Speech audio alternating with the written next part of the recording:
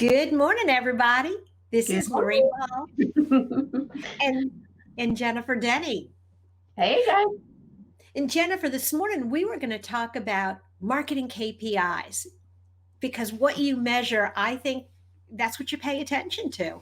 It's what matters for sure. And I mean, we all know I like data. Okay, so you can get overwhelmed by the numbers. You can have so many different metrics that it's making you crazy. What are your favorite in terms of, your go-to? These are the numbers I always watch.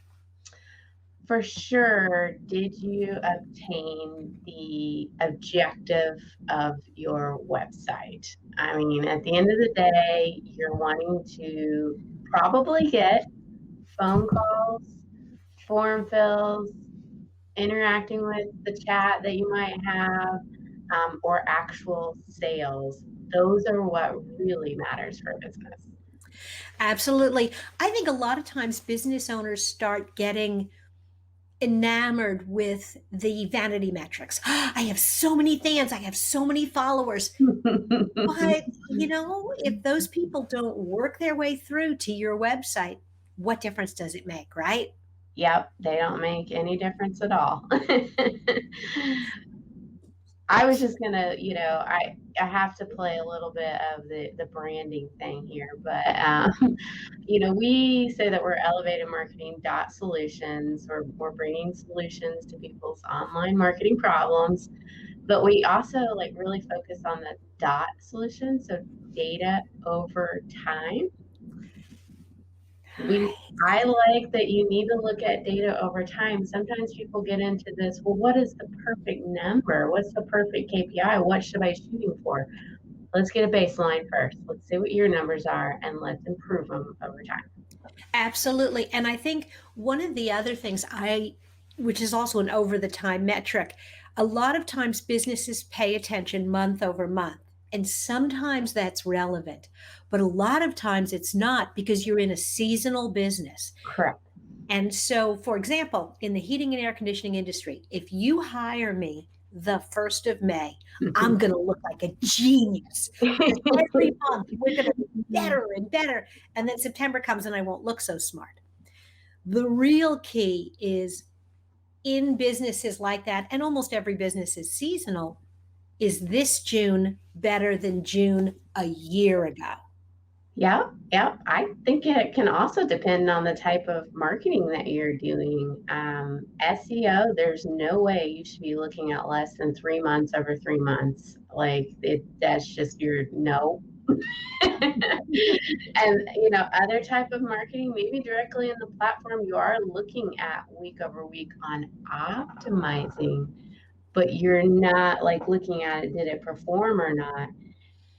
And if you're looking day to day, I mean, well, then it just doesn't line up when you look at your numbers day to day, because the 25th of May this year and the 25th of May last year, one was a Sunday and one was a Monday, and that just creates such weird data fluctuations. And there was a 20-degree spike in temperature and everybody took the day off and went to the pool last year. Yeah. And you level that out, the bigger period that you do, you can kind of level that out. Yeah. So let's talk about traffic. Yes, we want traffic to the website. If you don't have traffic, then you can't get to the eventual conversions. But if you have traffic coming in and it's immediately leaving, and maybe there's a metric like bounce rate and time on site, and it's not doing anything, then it's not good traffic.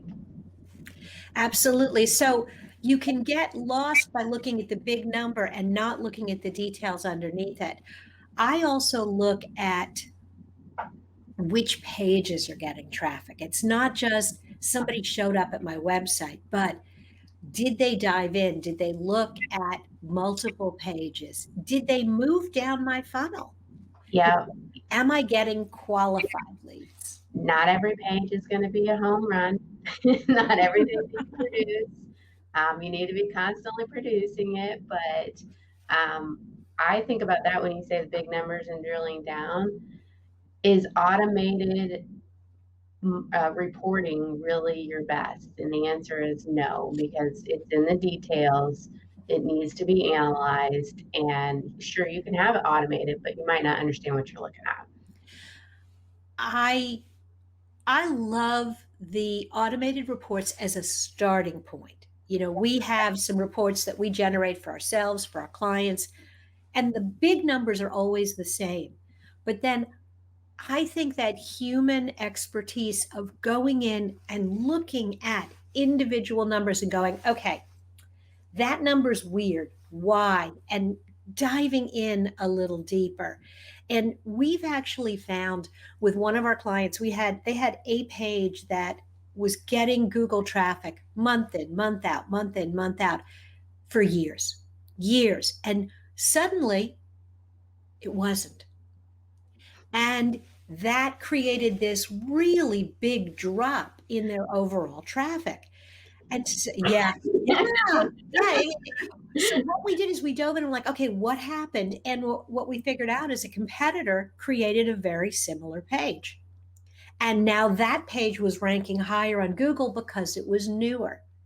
And so, okay, we went back and we re-optimized the page. We added more content. We changed out the pictures and we made that page newer, fresher, and more interesting to Google. And you know what? It popped right back up. It's now again in the number one position in that category. And it is once again delivering the traffic that it should be. Yeah. So, I mean, what we're really talking about is the funnel, and the numbers to pay attention to within that funnel. I mean, you first have to get traffic to the website, looking at different channels in order to do that. And then once it gets there, is it actually interacting with you at all? And if it's not interacting with you at all, then you got to stop right there and change things right there. I mentioned at the beginning the very end goal, but there's all these things in between that you need to measure, in order to get to that. And what I Oops.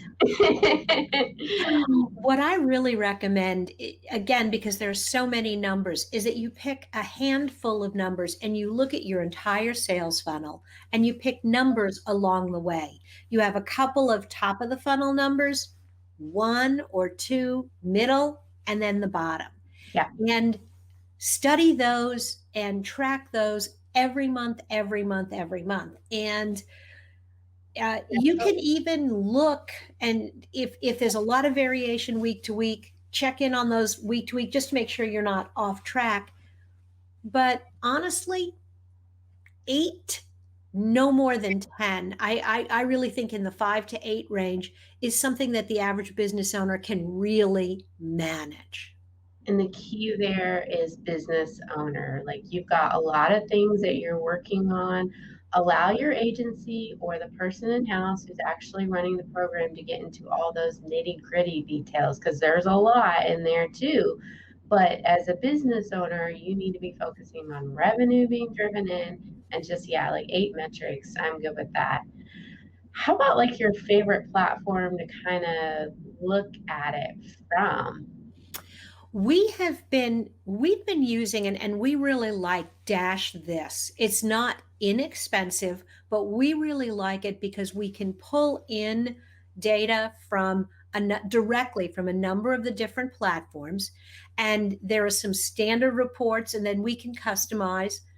But there are certain things that are kind of outside of the loop where you can't pull a feed, and I still do Excel spreadsheets that I track every month, and I have a graph that updates. And so I think, if you can get a platform that pulls a lot of the numbers in to begin with, great.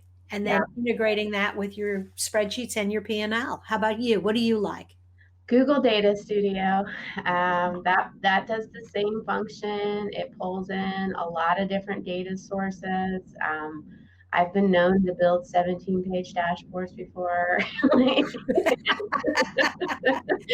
It's there, but I think the number one, not used platform is Google Analytics. It is free. I think that not enough people are using that. Some of Google's own tools, like Google Search Console, they are free. Yeah, they can be a little bit confusing. I get it. And then they came out with this new version, and I don't know what they're doing, but it ain't good. Oh, yeah.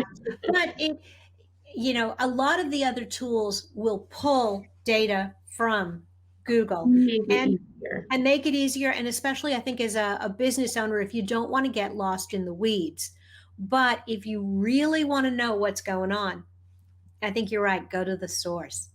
Yeah, yeah, for sure. Directly to the source when you're optimizing Google Analytics overall. I know in a couple weeks we're going to be talking about how some of this attribution has gotten crazy, but But you'll have to come back for that one. yeah, there you go. Jennifer, this is great. We're going to put a pin in it here and suggest that everybody check out Elevated Solutions. I'm sorry, Elevated Elevated Marketing dot dot solutions, data over time. data over time. And if you're looking to do this yourself, be sure to check out some of the metrics resources in the digital toolbox at digitaltoolbox.club.